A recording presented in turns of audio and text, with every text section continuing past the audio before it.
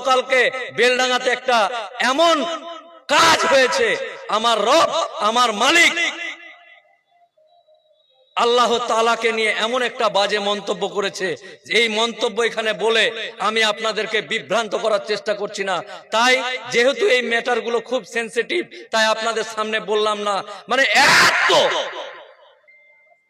মদখোর হতে পারে, বিড়িখোর হতে পারে, নামাজ না পড়া মুসলমান হতে পারে, কিন্তু আমার আল্লাহ এবং আমার নবী প্রিয় হাবিবের বিরুদ্ধে কোন রকম কথা আমরা শুনতে চাই না।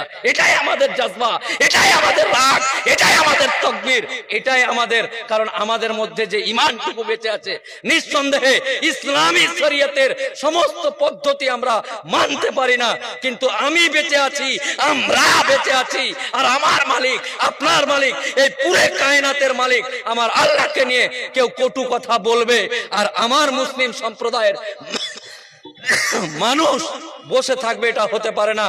তাই আমরা সমস্ত রকম ব্যবস্থা মুর্শিদাবাদের বেলডাঙ্গাকে বলেছি, মন্দিরের সামনে লাইট বোর্ডে এমন বাজে ভাষায় কথা বলা আছে, এটা দিয়ে এই কথা বলার আগে যেন আল্লাহ আমার মুখ থেকে আমার জিহ্বাকে পচিয়ে দেয়, এত খারাপ ভাষাতে তারা আক্রমণ করেছে। আর আপনি বলেন হে এগুলা ইউপিতে হয়, গুজরাটে হয়, ফালতু ফালতু বকছে। সরি, ফালতু বকার সময় নেই, আর আহামরি কোনো লাভ নেই যেখানে। ঠিক তেমনি আমার বাপের দেওয়া কবরস্থানটাতে কেউ যদি খেয়ে নিতে চায়, তাহলে কাকরগাছিতে ওয়াকাফ ট্রাইব্যুনাল বা ওয়াকাফের জন্য একটা আলাদা কোর্ট আছে, জজ আছে, বিচারক আছে, উকিল আছে। আমাদের মধ্যে আমি যেমন ধরে নেন ক্রিমিনালের মামলা, রেপ মার্ডার ছিনতাই ডাকাতির মামলা করি, কেউ আছে ওয়াকাফের মামলা করে, কেউ জমি জায়গার মামলা করে। তো এরকম নির্দিষ্ট পদ্ধতিতে আইন আছে, সব আছে।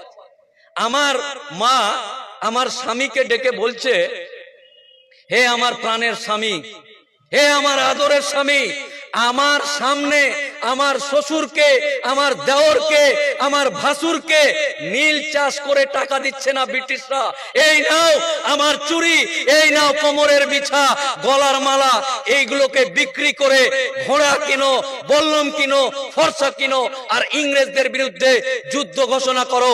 আমি বেঁচে আছি, আর আমার সামনে আমার শ্বশুরকে ব্রিটিশের লোক এসে লাঞ্ছিত করবে, আমার দেওরকে, আমার ভাসুরকে, আমার ননদের গায়ে হাত দিবে, এই সমস্ত ব্রিটিশদের হাত পুড়িয়ে দিয়ে লাত মেরে এই দেশ থেকে বের করো।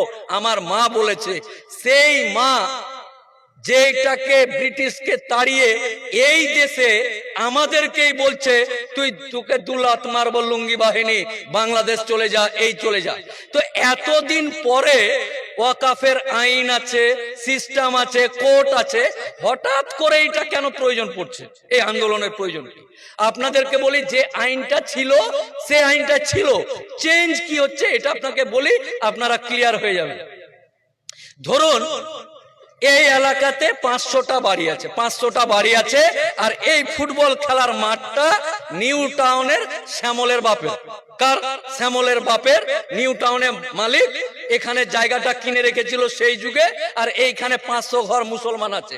শ্যামলের বাপকে গিয়ে যদি বলে যে এখানে মসজিদ আছে, তো ভাবছিলাম যে কবরস্থানটার যেন জানাজার নামাজটা এখানে পড়া যায়, তো শ্যামল বাবু আপনি যদি আমাদেরকে একটু দয়া করতেন, একটু কম পয়সাতে হোক, বা যদি একটু দেখতেন, এটার পরিবর্তে প্রয়োজন হলে অন্য জায়গায় নেন, আমাদের এটা একটু সুবিধা হচ্ছিল।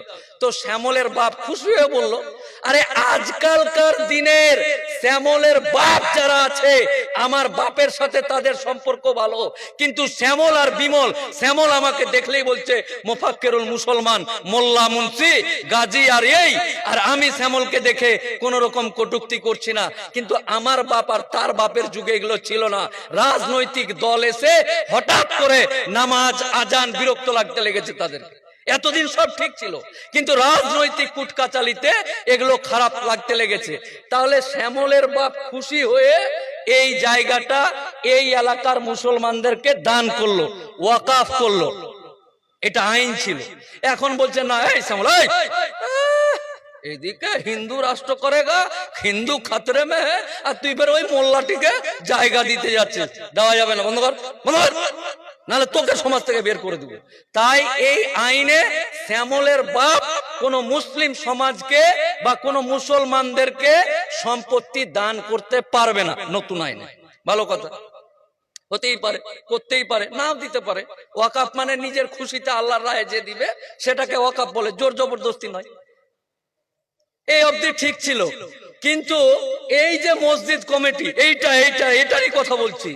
এটা অনেকে বলতে পারে এটা আমাদের গ্রামের, আমরা চাঁদা তুলে করেছি, কে পারবি আয়। আজ অব্দি আপনার বাপও কিছু আটকাতে পারেনি, আপনার দাদু কিছু পারেনি, তাই ফুঁকো আওয়াজ মারার দরকার নেই। যেটা বলছি আইনটাকে বুঝে চলতে হবে। এই মসজিদ কমিটিতে 12 জন লোক আছে। 12 জন লোকের মধ্যে এই আইনে বলছে যে তোমরা 2-3 জন শ্যামলের বাপ আর দীপঙ্করের বাপ মেম্বার হবে। আচ্ছা, শ্যামলের বাপের সাথে আমাদের কি শত্রুতা আছে? আমাদের মসজিদ কমিটিতে যদি আমার ভানুদা বা রাজীব দা মেম্বার হয় আমাদের কোনো আপত্তি নাই। আরে ওরা তো আমার ভাই, আমরা একসাথে চলি, এক বৃন্তে দুটি কুসুম, হিন্দু মুসলমান, তাহলে আমাদের আপত্তি কেন? না না না না না না, ভুল বুঝার ব্যাপার নাই। আমার কমিটিতে কোন হিন্দু 2 জন ভাই আমার মেম্বার হলো, এটাতে আপত্তি নেই। আপত্তি নোংরা মানসিকতাটাতে আছে।